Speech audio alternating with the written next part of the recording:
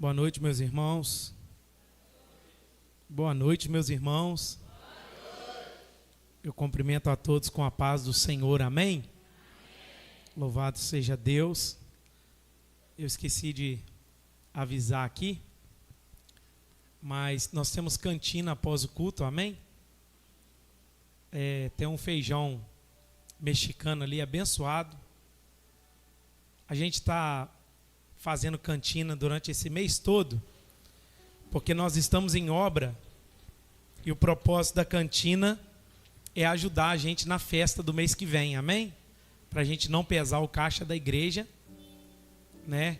Diante da obra que nós estamos fazendo.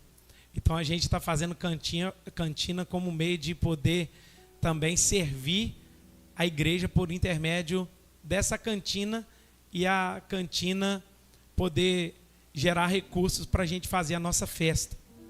A igreja vai completar 25 anos no mês de agosto, jubileu de prata da igreja, né? E por isso nós teremos o mês todo de festividade, não 30 dias, mas todos os finais de semana do mês de agosto. Já aguarda aí na sua agenda, né? Vai ter, depois o comunicado vai chegar lá na sua casa em forma de carta, mas o dia 3, como o Caio bem disse aqui, nós vamos fazer a inauguração da área gourmet. Convidei um sanfoneiro para estar lá com a gente. Nós vamos cantar a noite inteira. As células vão levar caldo. Vai ter pula-pula para as crianças. Vai ser uma noite abençoada, amém? Por que nós marcamos 16 horas? Para dar tempo dos irmãos visitar a obra, conhecer tudo lá, ter um tempo de comunhão antes. E às 18 horas o culto começa e não tem hora para acabar. Os irmãos gostam, né? Amém? E eu quero convidar vocês já preparar. No domingo do dia 4, o pastor Israel Trota estará aqui. Provavelmente, estamos fechando ainda alguns detalhes. A Cristolândia vai estar aqui também cantando com a gente. No dia 11 de agosto, teremos batismo no domingo de manhã. Teremos culto de Santa Ceia no dia 11. No dia 16, 17, 18, a festa da igreja. Então é o mês todo recheado de programações. E nós queremos contar com vocês em nome de Jesus. Vai ter uma camisa, amém? Provavelmente essa semana aí nós vamos divulgar a camisa para você ter a camisa da festa, 25 anos em nome de Jesus. Sem mais delongas, abra sua Bíblia comigo, Josué capítulo 7. Josué capítulo 7, versículo 1.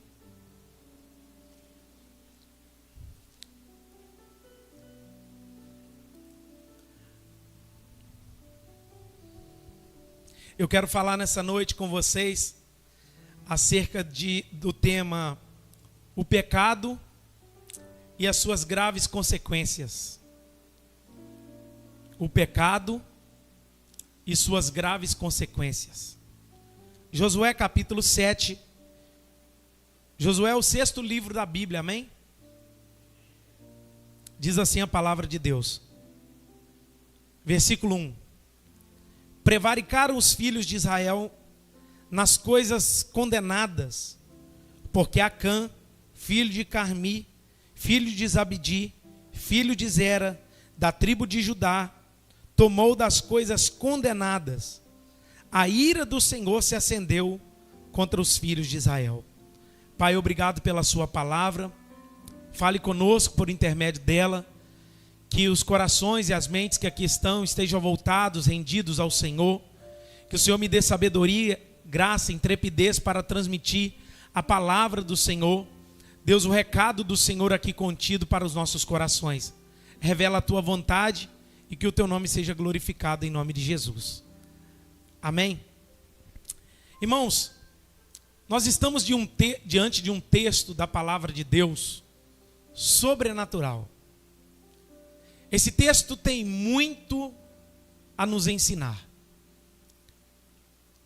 Quando os filhos de Israel peregrinam saindo do Egito, diante de uma promessa que Deus havia feito para este povo, que levaria esse povo para uma terra boa, ampla, que mana leite e mel. Esse povo percorre durante o deserto aproximadamente 40 anos. Esse povo peregrina no deserto durante 40 anos, vivendo as mais extraordinárias maravilhas que nós podemos ver na Bíblia Sagrada após os milagres de Jesus. Caía pão do céu, água saía da rocha, as cordonizes vinham para alimentar o povo, eles bebiam a água das palmeiras. Coisas extraordinárias aconteceram nesse tempo. O sapato crescia no pé das crianças, a nuvem de fogo cobria aquele povo durante a noite, coluna de nuvem durante o dia para proteger do sol. Coisas extraordinárias aconteceram nesse período. Mas então, Josué capítulo 1 narra a morte de Moisés.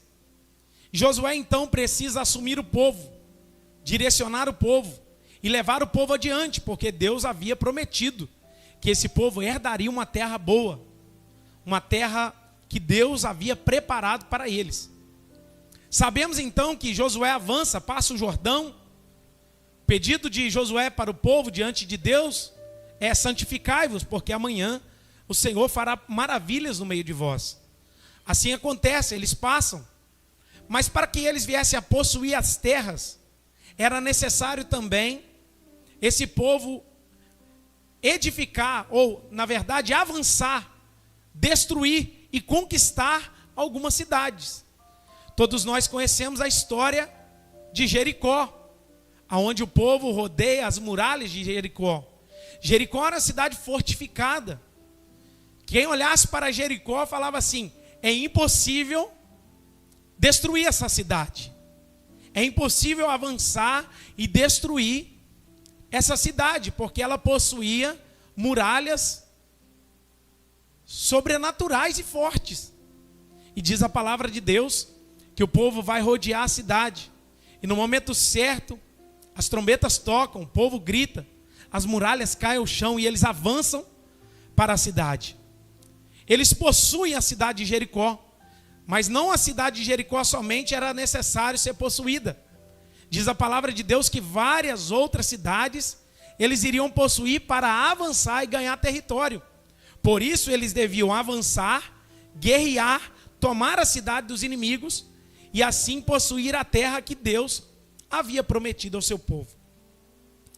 Dentro do texto, em Josué capítulo 6, no versículo 18, no versículo 19, versículo 24, Deus dá ordens explícitas para o povo: vá e não pegue nada que existe nessa cidade. Vá, guerreia, mas não possua nada que essa cidade tem. A prata e o ouro vocês separam para Deus, mas o resto destrua todas as coisas. Uma ordem explícita de Deus. Deus dá uma ordem e ela precisa ser cumprida. Quando Deus dá uma ordem em sua palavra, Ele não coloca ali uma sugestão para nós olharmos aquele texto e Deus está sugerindo para nós se precisamos ou não obedecer. Não. Se Deus dá uma ordem, não é uma sugestão, é um mandamento. E essa ordem de Deus estava explícita para o povo não possuir nada que possuía nessas terras. Aquilo que era prata, ouro, separasse para o santuário de Deus. E assim o povo avançou nessa cidade.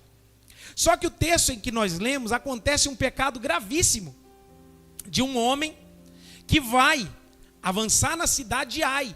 A cidade de Ai, perto de Jericó, não era nada.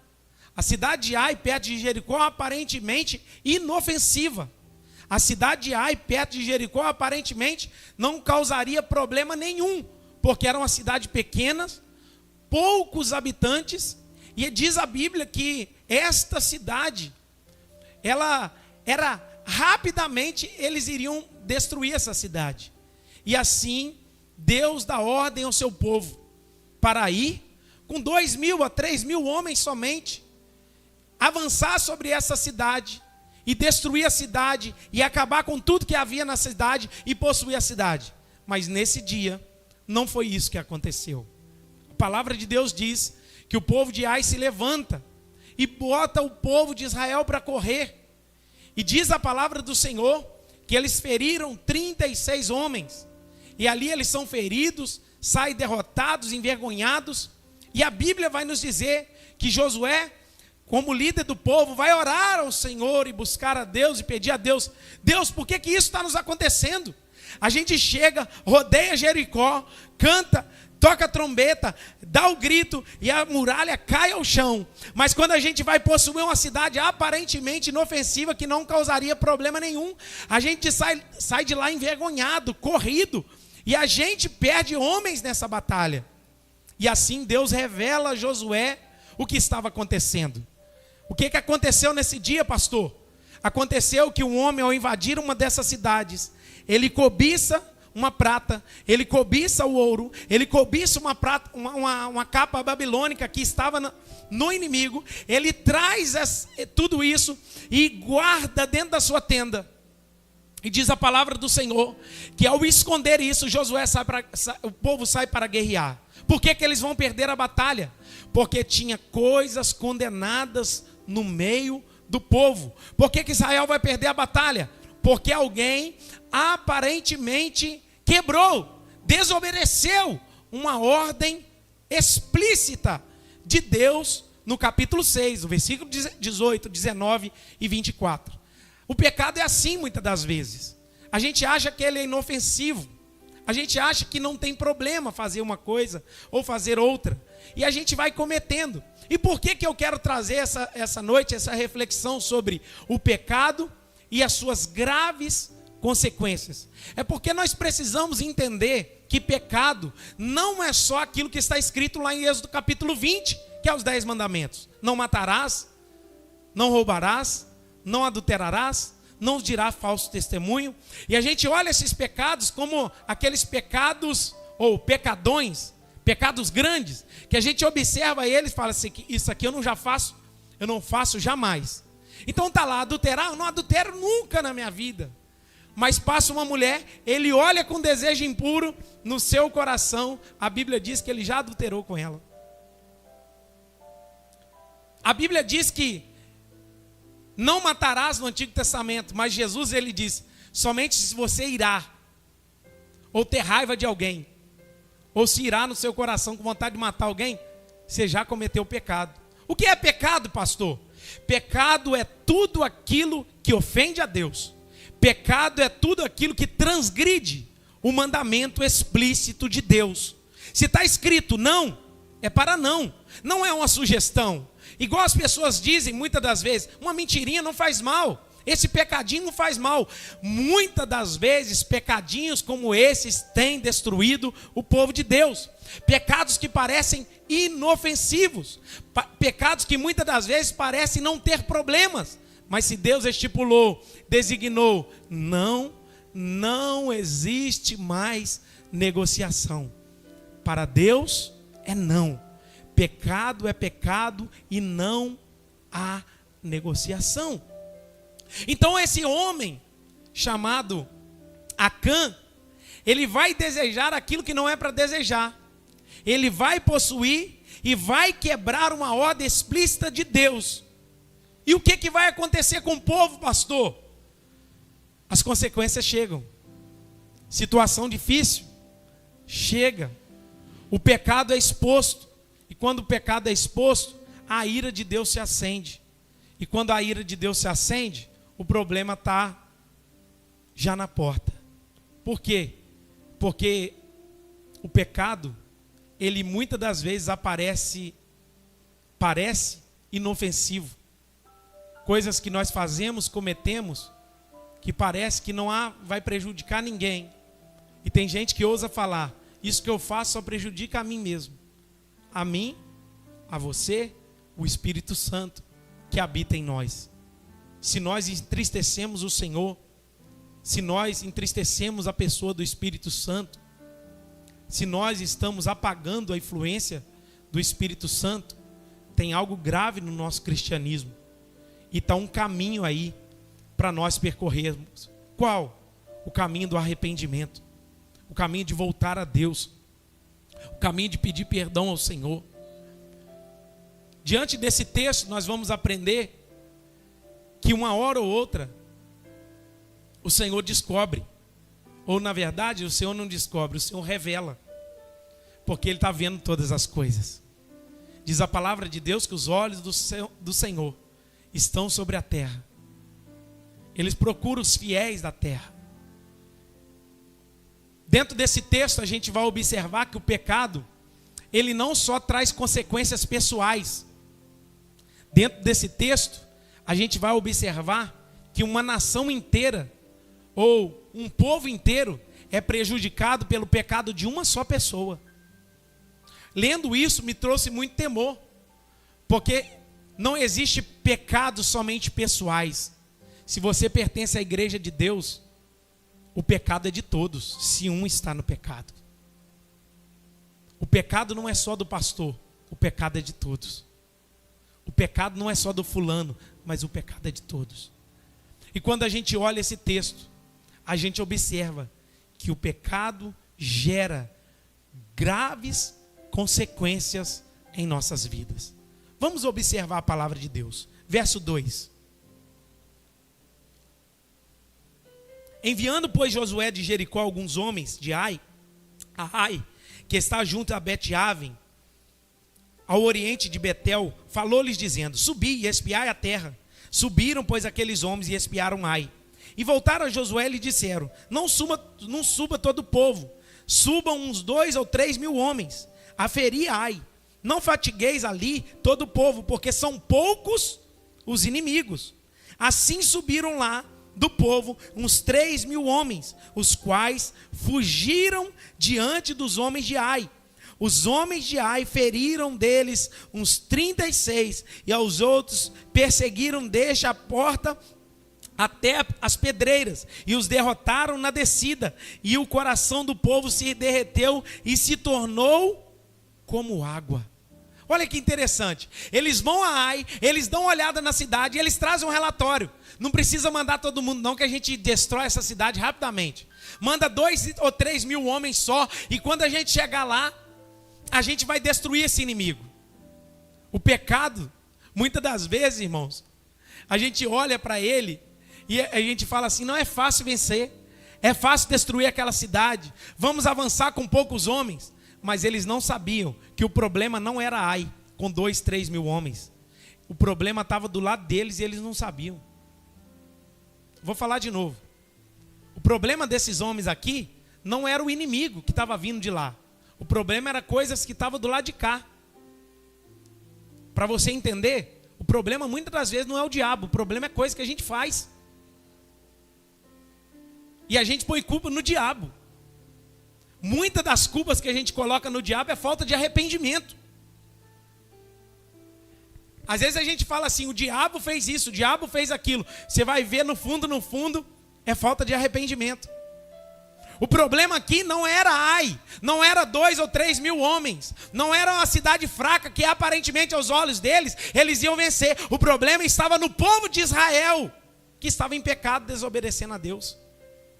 O pecado não é um mundo. O pecado muitas das vezes não é o diabo que está trazendo. O pecado é nossa desobediência ao Senhor. E diz a palavra de Deus que ele sai de lá corridos. Porque quando se tem pecado, o povo recua. Quando se tem pecado, o povo não consegue avançar. Quando se tem pecado, o povo não consegue possuir aquilo que Deus tem para ela. Se você vive uma vida de pecado, Deus tem cidades, Deus tem coisas para você avançar, viver o que Ele tem para a sua vida, coisas sobrenaturais, e você não acessa esse lugar por causa do pecado. E a gente precisa meditar sobre isso, porque o pecado está travando a sua vida. O pecado trava a nossa vida. O pecado impede a igreja de crescer. O pecado te impede de crescer. O pecado te impede de viver as promessas de Deus. O pecado te impede de avançar. O pecado te impede de possuir aquilo que Deus tem prometido à sua vida. E nós precisamos meditar, porque o pecado tem as suas graves consequências. E diz a palavra de Deus que Josué, olha o verso 6. Josué rasgou as suas vestes e se prostrou em terra sobre o rosto perante a arca do Senhor até a tarde. ele e os anciãos de Israel e deitaram o pó sobre a cabeça. Ou seja, Josué agora vai para Deus e se humilha diante daquela situação. Deus, a gente está em Jericó, a gente toca a trombeta, a muralha cai, agora uma cidade pequena dessa bota a gente para correr, o que está acontecendo? Josué vai para o pó, para a presença de Deus, perguntar a Deus: eu não estou entendendo o que está acontecendo agora, Deus. Numa cidade fortificada, uma muralha extraordinária, a gente só tocou a trombeta e o negócio caiu. E agora? Esses homens dessa cidade mataram os nossos irmãos e botou a gente para correr. O que está acontecendo? Olha o verso 7. Disse Josué: Senhor Deus, porque fizeste o povo passar o Jordão, para nos entregares nas mãos dos amorreus, para nos fazerem perecer. Tomara nos contentáramos com ficarmos além do Jordão. Ele está dizendo assim: Deus, o Senhor trouxe a gente aqui para a gente passar vergonha. Josué vai para o pó e vai orar ao Senhor e dizer: Deus, o Senhor fez tantas maravilhas, a gente passou o Jordão, a gente viveu coisas extraordinárias, e o Senhor trouxe a gente aqui para a gente ser envergonhado, Deus. O que está acontecendo? A gente não pode sair daqui envergonhado. Era melhor a gente ter ficado do outro lado do Jordão, que era melhor. E a palavra de Deus vem a Josué. É sinal que Deus fala com os homens de Deus. É sinal que Deus fala com o seu povo. É sinal que pecado não fica escondido quando Deus está presente no arraial. É sinal que quando Deus está na casa, o ímpio não permanece na congregação dos justos. Olha o verso 11 comigo.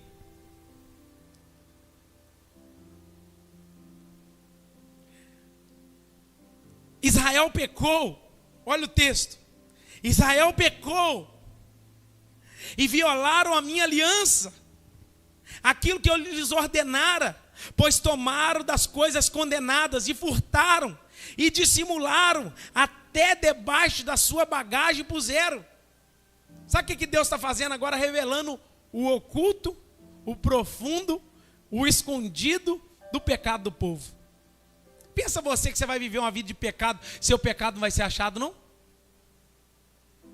Você acha que eu como pastor vou viver uma vida de pecado, uma vida desregrada, fora da palavra de Deus, desobediente? Você acha que o meu pecado não vai ser achado, não? Seu pecado vai ser achado.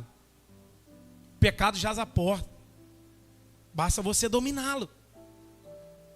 Deus agora está falando para Josué. Sabe qual que é o problema, Josué? O problema não é o povo de Ai.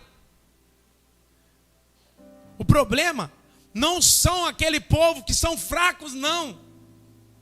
Eu não trouxe vocês aqui para passar vergonha, não. O problema é que o povo de Israel transgrediu a minha aliança. O pecado faz isso, irmãos. O pecado é tudo aquilo que transgride a lei de Deus. O pecado é tudo aquilo que quebra a palavra de Deus, viola a palavra de Deus, quebra a vontade de Deus. Se Deus deixou a ordem, é isso aí. E o povo de Israel transgride a aliança. E um homem lá no meio, ele vai pegar as coisas. O texto vai dizer que eles tomaram das coisas consagradas, furtaram, mentiram e colocaram debaixo das suas tendas, da sua bagagem. Ou seja, eu escondo aqui que ninguém acha. Eu guardo esse pecado aqui que ninguém nunca vai descobrir. Você esqueceu que Deus está vendo tudo? Fale para a pessoa que está do seu lado: Deus está vendo tudo.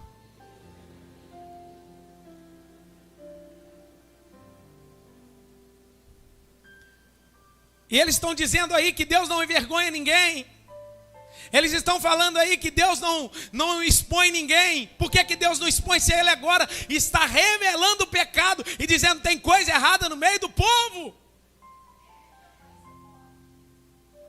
E nós precisamos meditar, porque o pecado vai culminando para a gente cair e se perder. Olha o verso 12.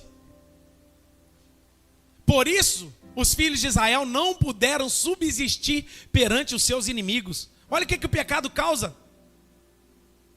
O povo perde a força. O pecado causa na sua vida e na minha vida, irmão, fraqueza.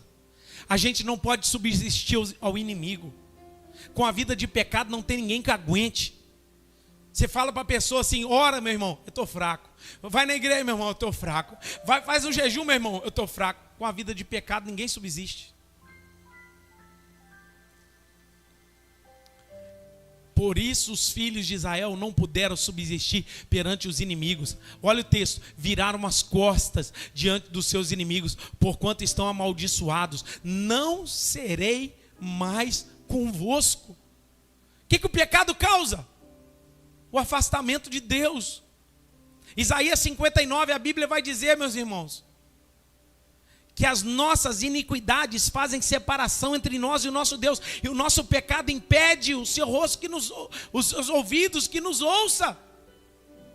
Presta atenção, meus irmãos, na palavra de Deus. O pecado impede Deus se manifestar e se revelar em nós. O texto vai dizer: não serei mais convosco.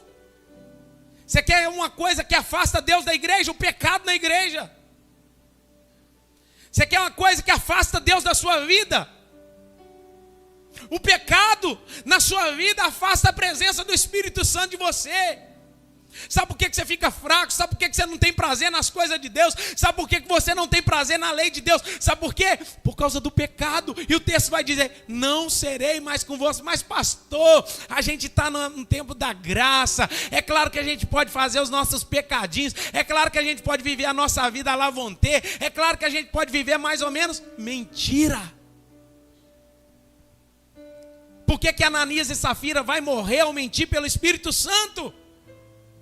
No tempo da graça. O texto vai dizer: se não desarraigardes, ou seja, tirardes o anátema no meio de vós. Ele está dizendo assim: eu não estou no meio de vocês enquanto você não resolver o problema do pecado. Deus não habita com a sujeira. Deus não está no meio do pecado. Deus não se envolve com a imundícia. Irmãos, eu quero trazer essa palavra, é uma palavra dura. É uma palavra de santa ceia para o nosso coração. Mas eu quero trazer em você uma reflexão nessa noite. Porque se você está em pecado, ainda dá tempo de consertar, colocar a sua vida no altar. Deus está dizendo: enquanto você não resolver o problema do pecado no meio de vocês, eu não estou aí no meio. A gente canta, Deus não está. A gente prega, Deus não está. A gente faz as coisas, Deus não está. A gente está no ministério infantil, Deus não está. A gente vai orar, entrega a profecia, Deus não está. A gente faz tudo espiritual e Deus não está. É muito perigoso a gente viver uma vida de desobediência ao Senhor e acharmos que estamos agradando ao Senhor. Deus está dizendo: eu não estou no meio de vós se há pecado em vocês, se há desobediência no meio de vós. Olha o verso 13. Levanta-te, santifica o povo e dize: santificai-vos para amanhã, porque assim diz o Senhor teu Deus de Israel: anátema há no meio de ti, Israel, diante dos seus inimigos não poderá suster-te, até que tireis o anátema no meio de vós. Ele está dizendo que os inimigos iriam avançar ainda mais, e o povo de Israel não ia subsistir aquele povo que era aparentemente inofensivo. Aí Deus está falando assim, ó: enquanto vocês não tirarem as coisas escondidas do meio de vós, não tem como. Enquanto você não resolver o problema do pecado escondido, não tem como. Enquanto você não botar para fora esse pecado, não tem como. Aí Deus agora, irmãos, sabe o que eu acho maravilhoso em Deus? Deus sempre nos dá a oportunidade de consertar. Deus sempre dá. Deus sempre dá a oportunidade da gente colocar a nossa casa em ordem. Quantos anos ou quanto tempo Davi ficou calado? 1 ano. Caladinho, sem ninguém saber de nada. Pecou, fez uma arruaça danada e está calado achando que está tudo ok. Até o pecado ser revelado. Olha o versículo 13. Até que tireis o anátema no meio de vós. Aí Deus agora começa um processo para expor o pecado. Presta atenção, isso Deus está falando para Josué. Ele fala assim: agora, Josué, eu vou fazer um processo para apontar onde está o pecado. Olha o verso 16 comigo. Então Josué se levantou de madrugada e fez chegar a Israel segundo as suas tribos, e caiu sorte sobre a tribo de Judá. Fazendo chegar a tribo de Judá, caiu sobre a família dos Zeraitas. Fazendo chegar a família dos Zeraitas, homem por homem, caiu a sorte sobre Zabdi. E fazendo chegar a sua casa, homem por homem, caiu sobre... Vocês estão aí, gente? Caiu sobre Acã, filho de Carmi, filho de Zabdi, filho de Zera, da tribo de Judá. Então disse Josué a Acã: filho meu, dá glória ao Senhor, Deus de Israel, e a ele louvores, e declare-me agora o que fizeste, não me ocultes. Olha que interessante, irmãos, o processo que Deus usa para revelar o pecado.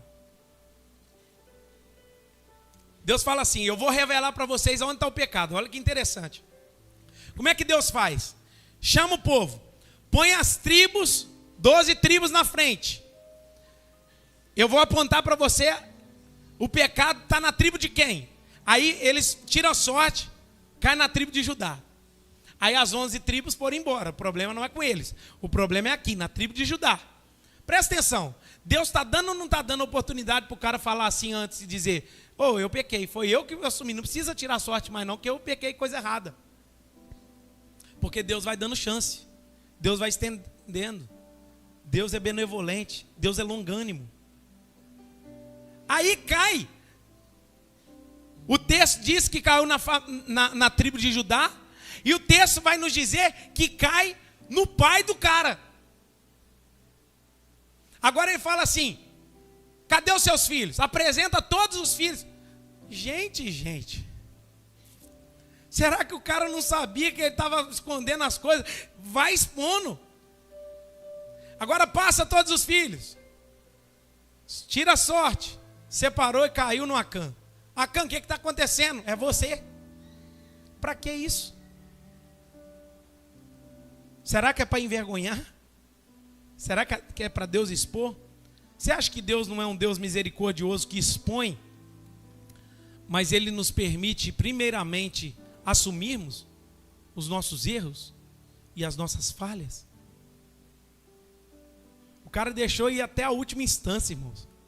É o cara que sabe o crime que fez, aí vai na primeira instância, não resolve, vai na segunda instância, vai na terceira instância, vai na 10ª instância, e ele está falando que ele não fez, até conseguir provar e falar assim: eu fiz.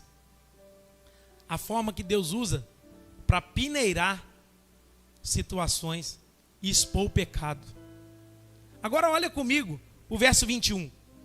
Ele vai dizer, o verso 20: respondeu Acã a Josué: verdadeiramente pequei contra o Senhor, Deus de Israel, e fiz assim e assim. Quando vi entre os despojos uma boa capa babilônica, olha o pecado dele, ó. Quando vi entre os despojos uma boa capa babilônica, e 200 ciclos de prata, e uma barra de ouro de peso de 50 ciclos, cobicei-os e tomei-os, e eis que estão escondidos na terra, no meio da minha tenda, e a prata por baixo. Agora ele vai e assume o pecado.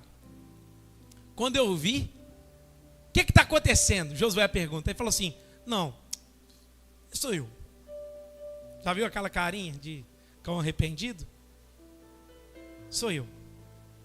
Mas o que aconteceu?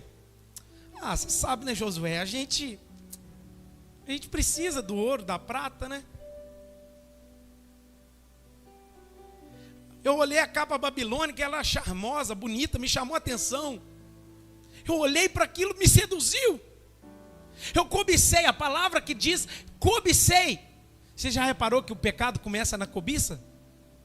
Davi está no palácio.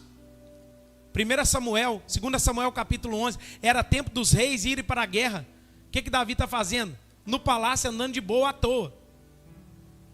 E diz a palavra de Deus, irmãos, que Davi olha para uma mulher se banhando e fala assim: quem é aquela mulher? Avisaram para Davi que era a Batseba, mulher de Urias. Já deram o recado de cara: Tem esposo, meu filho. O que você está caçando aí? Davi olha e cobiça porque a mulher era formosa. Manda chamar, deitou com ela, o pecado foi consumado. Eva, não coma do fruto. Aparentemente inofensivo, apenas um fruto. Quando ela pega o fruto, ela cobiça o fruto. Ela tem desejo pelo fruto. E nós estamos onde nós estamos hoje, graças a Jesus que nos libertou. Se dependesse da Eva, nós estávamos no sol. E do Adão também. Começa na cobiça. Você olha para dentro da palavra de Deus, a vida de Judas. A cobiça de Judas pelo dinheiro faz ele entregar Jesus por 30 moedas de prata. Todo pecado na nossa vida começa pela cobiça. E o pecado na vida de Acã começou pela cobiça. Ele cobiçou as coisas que não era para cobiçar. Ele olhou para onde não era para olhar. Ele pôs os olhos aonde não era para pôr. O que culminou? O pecado. Cuidado, meus irmãos. Aonde seus olhos estão? A minha oração em nome de Jesus é que os seus olhos sejam postos em Cristo Jesus. A minha oração é que você volte a olhar para Jesus. Para de cobiçar coisas do mundo. Não ameis o mundo, nem as coisas que no mundo há. Se alguém ama o mundo, o amor do Pai não está nele. Volte a olhar para Jesus e diz a palavra de Deus que você será iluminado. Olhamos para eles, fomos iluminados. Elevo os meus olhos para os montes, é de lá que vem o meu socorro. Olhando firmemente para o autor e consumador da minha fé, que é Cristo Jesus. Oh, aleluia! Se você continuar olhando aquilo que não é para olhar, você vai cair. Mas se você manter os olhos fixos em Jesus, Ele vai sustentar o seu coração, Ele vai sustentar a sua fé.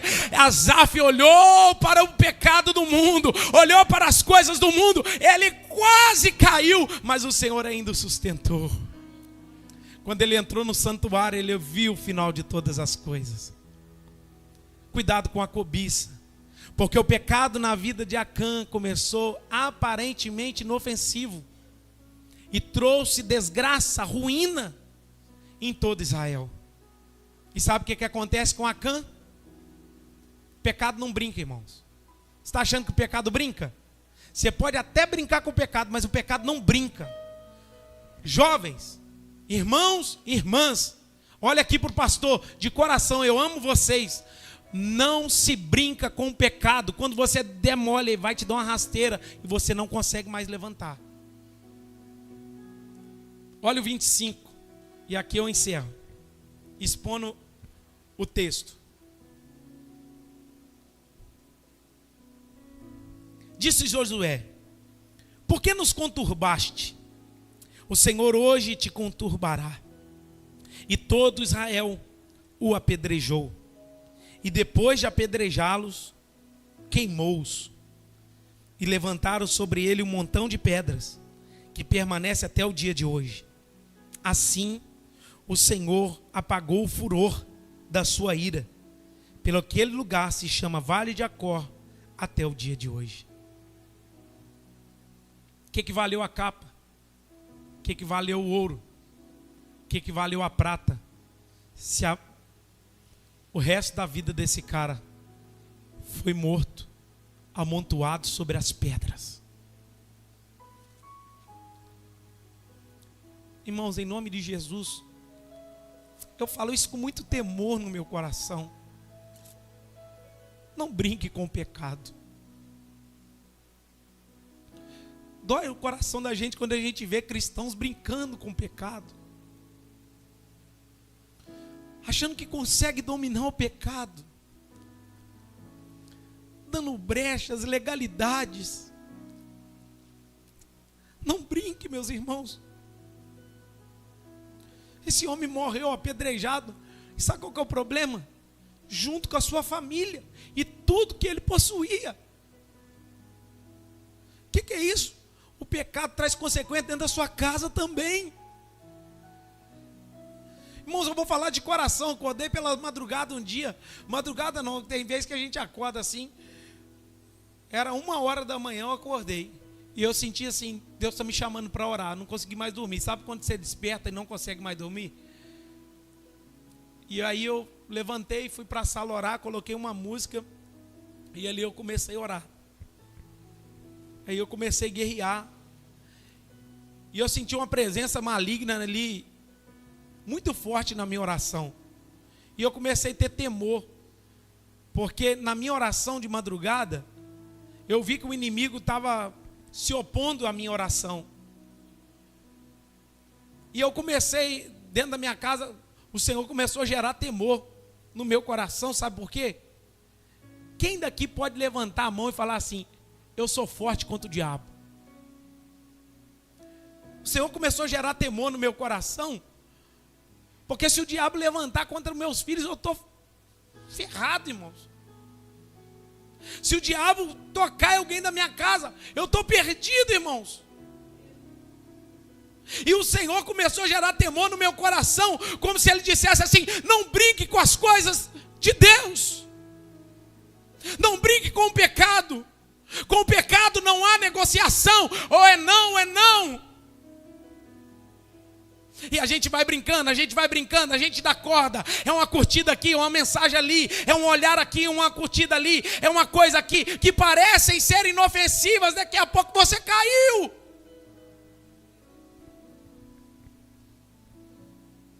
São coisas que a gente vai vivendo e a gente vai brincando. Uma conversa torpe ali, uma conversa desagradável aqui, é uma palavra aqui, é um palavrão ali, e aquilo vai tomando conta da nossa vida. Daqui uns dias a gente está caído. O pecado gera a morte.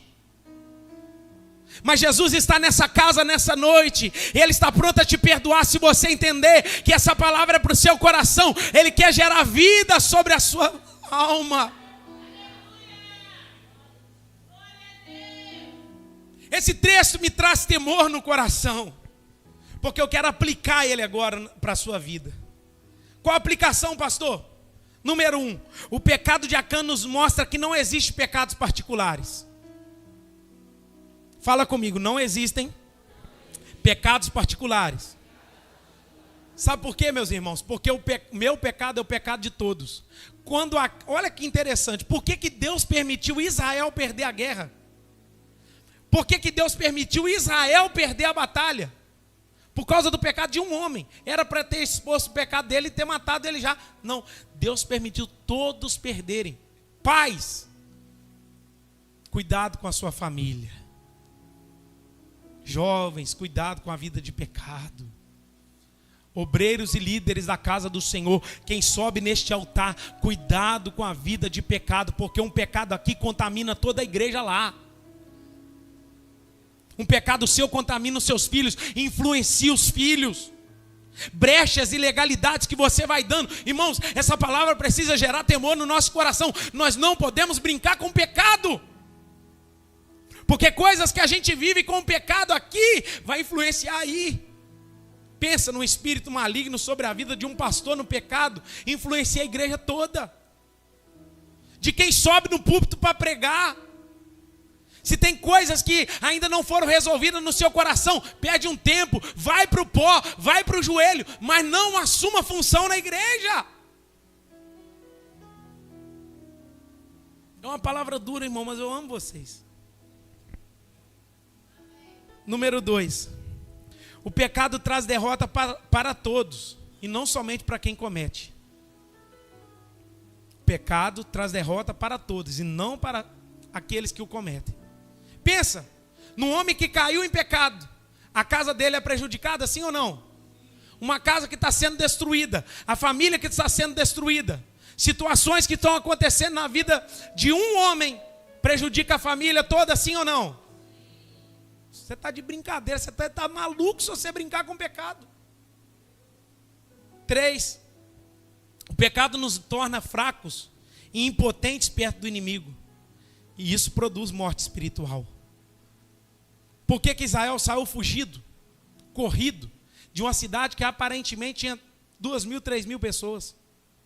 Ele sai corrido de lá porque o pecado causa fraqueza espiritual e, consequentemente, a derrota. 4, o pecado afasta a presença de Deus no meio do povo. É a única forma de evitar a ausência de Deus, é abolindo o pecado. Deus não compactua com o pecado. Eu não estou falando de errar não, tá, irmãos? Vocês estão entendendo o que eu estou falando? Eu Eu não estou falando de errar, de tropeçar, e às vezes a gente acontece isso mesmo. Eu estou falando de uma prática, vida de pecado. 5. O próprio Deus é quem expõe e revela o pecado do homem. Pastor, o que eu preciso então fazer para sair desse bololô que eu estou? Até hoje eu vivi desse jeito, desobediente, no pecado, sem saber o que fazer. Não sei, me mostra a saída. A saída é agora. Número 1. 1 João capítulo 1, versículo 9. Não preciso abrir não. Se confessarmos os nossos pecados, Ele é fiel e justo para perdoar os nossos pecados e nos purificar de toda injustiça. Não há pecado que a mão de Deus não possa alcançar a sua vida, te restaurando, te perdoando, te sarando, te resgatando, tocando o seu íntimo, restaurando o seu ser, trazendo vida ao seu coração. Talvez você chegou aqui nesse culto com uma coisas escondidas na sua alma, coisas escondidas na sua vida, mas se confessarmos os nossos pecados, oh aleluia, a Bíblia não diz que o pastor é fiel, a Bíblia não diz que a igreja é fiel, a Bíblia diz que Ele é fiel para nos perdoar os pecados e nos purificar de toda e qualquer injustiça. Aí ele encerra no capítulo 2 de 1 João, ele vai dizer: filhinhos, eu tenho vos dito isso, para que não pequeis. João dá conselho dizendo: eu estou falando isso para vocês não pecarem. Outra solução: mas se todavia algum de vós pecar, olha a solução, vocês têm um advogado. Você tem um advogado que intercede por você. Você pode ir até ele e dizer: eu fiz isso, eu cometi isso, eu tenho coisas erradas na minha vida, mas agora eu abro o meu coração porque eu tenho um advogado. Esse advogado chamado Jesus vai levar a sua petição a Deus e Ele mesmo traz a resposta. Qual a resposta, pastor? A cura, o perdão, a paz, a transformação para a sua alma. Provérbios 28:13 tem cura para a sua vida. O que encobre as suas transgressões jamais prosperará, mas os que a confessam e deixam alcançam a misericórdia. Ou, quer cura para a sua vida, sim ou não? Quer perdão para a sua vida, sim ou não? Confessa e deixa hoje. Decide hoje falar assim: eu largo esse pecado hoje. Eu abandono essa vida hoje de pecado. A gente não pode negociar com o pecado. E o texto vai nos dizer que aquele que confessa e deixa alcança misericórdia. Tem misericórdia de Deus para a sua vida. Tem perdão de Deus para a sua vida. Mas é necessário confessar e deixar o pecado.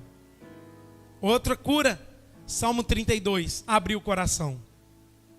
Salmo 32, no verso 3 de Davi, Davi diz assim, ó: enquanto eu me calei, os meus ossos envelheceram dentro de mim. Sabe o que Davi está dizendo? Eu perdi as forças porque o pecado estava muito forte. Mas quando eu abri meu coração, oh aleluia, a cura veio. A restauração de Deus veio. E o mesmo Davi vai dizer isso no Salmo 51, verso 4. Pequei contra ti somente. Eu fiz o que é mal aos teus olhos.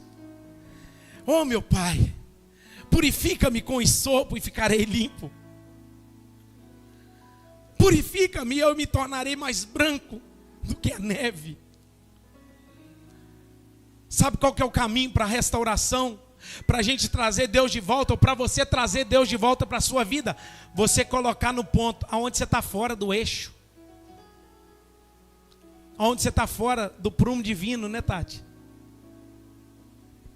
Aonde você está fora da vontade de Deus, volte para o prumo. Alinhe sua vida com Deus. E Ele voltará ao seu coração. Eu quero dizer a você que entrou nessa casa nessa noite: tem perdão de Deus para o seu coração.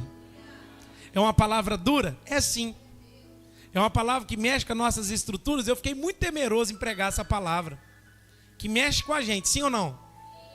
Mas eu quero dizer para você que você precisa sair daqui aliviado, porque você pode ir até Deus.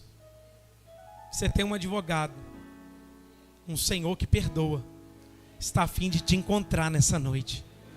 Não há impossíveis para Ele. Você pode ficar de pé no seu lugar? Quero convidar os diáconos.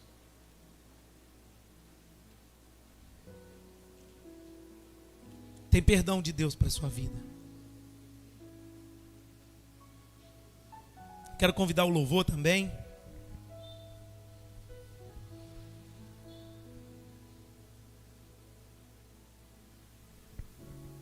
Aleluia.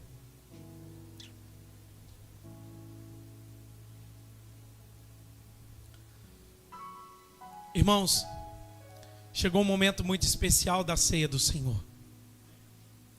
A ceia onde nós celebramos esse momento de agradecimento pelo sacrifício, pelo favor, pela misericórdia de Deus derramada em nossas vidas. Que você e eu possamos examinar a nossa vida não em 30 segundos, mas examinar a vida que estamos levando, tendo, como estamos caminhando no Evangelho. E que o Senhor nos dê graça, para que assim possamos ceiar em paz com Deus. E possamos assim glorificar o nome do Senhor. Amém? Eu quero convidar Diácono Duda, Diácono Hélio, Diaconisa Maria Lúcia, cada um pegar uma bandeja. O Diácono Carlos vai estar levantando esse clamor, orando, santificando esse alimento espiritual em nome de Jesus. Aleluia, Jesus. Senhor, meu Deus e meu Pai. Pai, neste momento, Deus, nós estamos aqui diante do Senhor, meu Pai. Pai, que nesta noite, ó Deus, eu peço ao Senhor que o Senhor venha, ó Deus, está abençoando, ó Deus, ungindo, ó Pai, esse alimento, ó Pai. O suco de uva, ó Deus, que simboliza o teu sangue, ó Pai. O pão que simboliza o teu corpo. Pai, que neste momento eu peço ao Senhor, meu Deus, que o Senhor venha ungir, meu Pai, que todos que tomar, meu Pai, em nome de Jesus, que seja glorificado e exaltado o teu nome, meu Pai.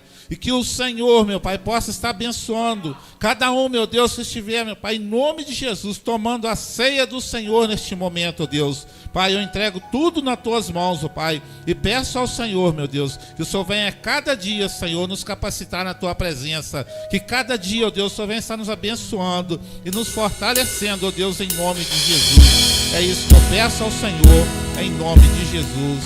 Amém. Nós vamos cantar, o Senhor pode servir com muita alegria em nome de Jesus.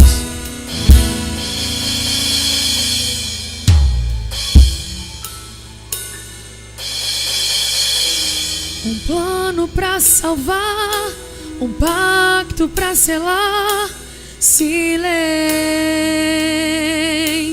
no céu. Resgate, salvação, encheu seu coração, ele nem hesitou. No palco do amor, o autor anunciou a vida e salvação. Você pode cantar, em nome de Jesus, cante.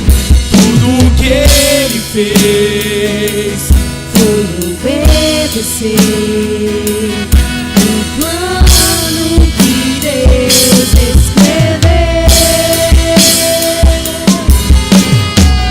E quando a minha história parecia ter Chegado ao fim, a sua graça me alcançou. E quando tudo parecia estar perdido, na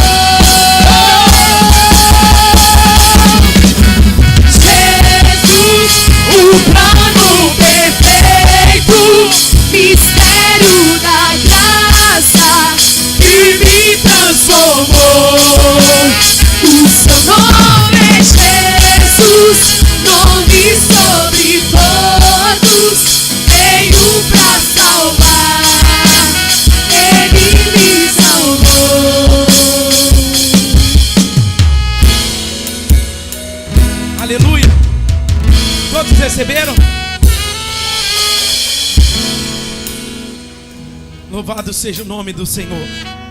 Você pode levantar a sua voz em gratidão a Deus por um minuto?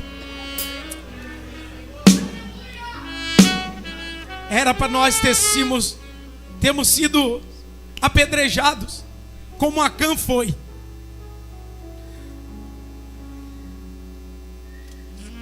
Carregado à cruz. Mas o Senhor, Ele decidiu morrer no meu e no seu lugar. Ele pagou o preço da nossa salvação. A graça não é de graça. Permaneceremos, pois, no pecado para que a graça seja abundante. Paulo vai dizer, de modo nenhum. Nós precisamos saber viver uma vida de temor na palavra de Deus. Que eu e você venhamos examinar o nosso cristianismo, a vida de pecado que estamos tendo, e caminhar para a glória de Deus. E se todavia você pecou, você tem um advogado. Jesus está presente hoje para te perdoar, para te resgatar, para te dar oportunidade novamente. Levante o seu pão, o seu suco, porque eu recebi do Senhor o que também vos entreguei. O Senhor Jesus, na noite que foi traído, tomou o pão, tendo dado graças, partiu e disse: isto é o meu corpo que é dado por vós. Fazei isso em memória de mim. Comamos o pão.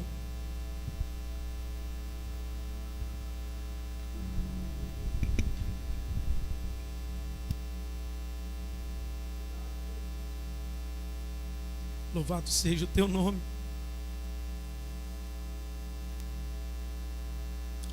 Glorificado seja o Senhor. Obrigado, Jesus, porque o teu corpo foi moído naquela cruz.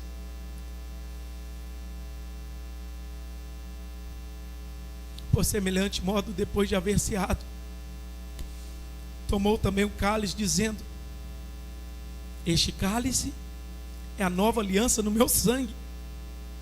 Fazei isso todas as vezes que beberdes em memória de mim. Em nome do Pai, do Filho e do Espírito Santo, tomamos todos.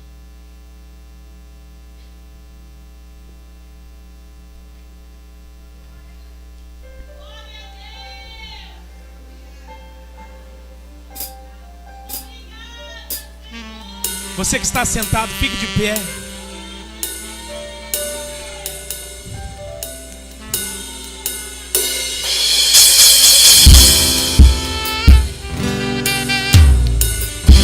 Olhos fechados, agradeça ao Senhor pelo sacrifício, agradeça ao Senhor pela misericórdia dele sobre a sua vida.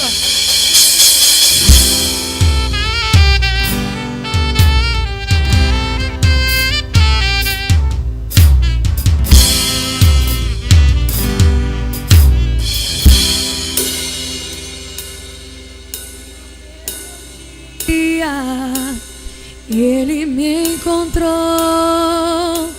me cercou com uma canção. Gostaria que ninguém andasse agora, amém? E me libertou dos meus inimigos, dos meus medos, me salvou.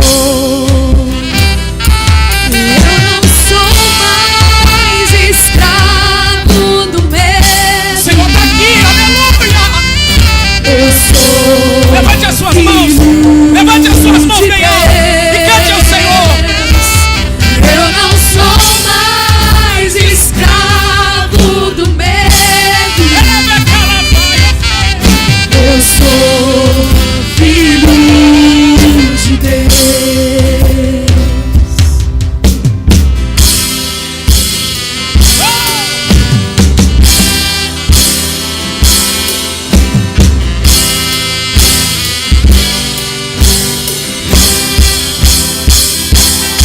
Antes de nascer, escolhido fui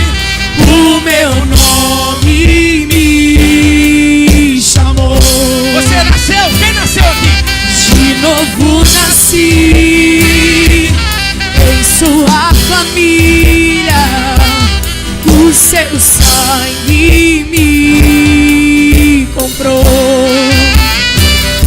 E eu não sou mais escravo do medo, eu sou filho de Deus. Tem gente que não tá cantando, canta.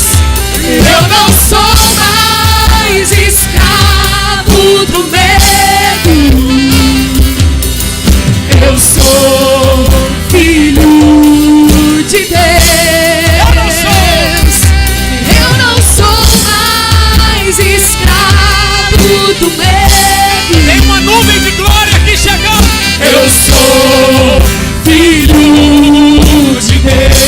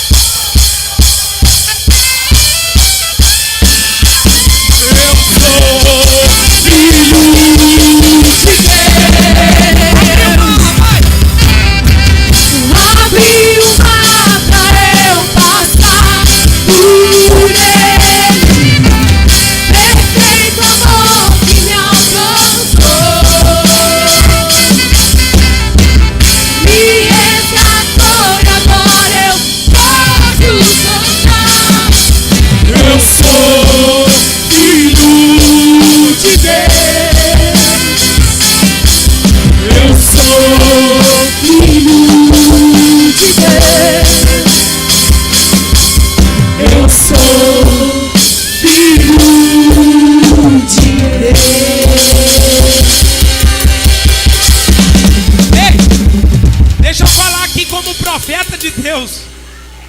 Você crê que Deus fala comigo? Sim ou não? Deus está me falando aqui agora que Ele está abraçando a nossa igreja hoje. Deus está abraçando corações aqui. Só tem um jeito dele vir: quando o pecado é dissipado. E o Senhor manda te dizer: Igreja Batista a Reviver, eu estou dando um abraço em vocês nessa noite. Aleluia. Que a graça de Deus Pai, o amor de Deus que há em Cristo Jesus, o nosso Salvador, a doce comunhão e consolação do Espírito Santo de Deus sejam com todos vocês e com todos aqueles que aguardam ansiosamente a vinda de Jesus, desde agora e para sempre. A igreja diz: ao Rei Jesus,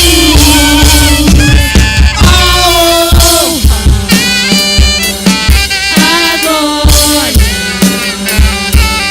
a força e o poder ao Rei Jesus, e louvor.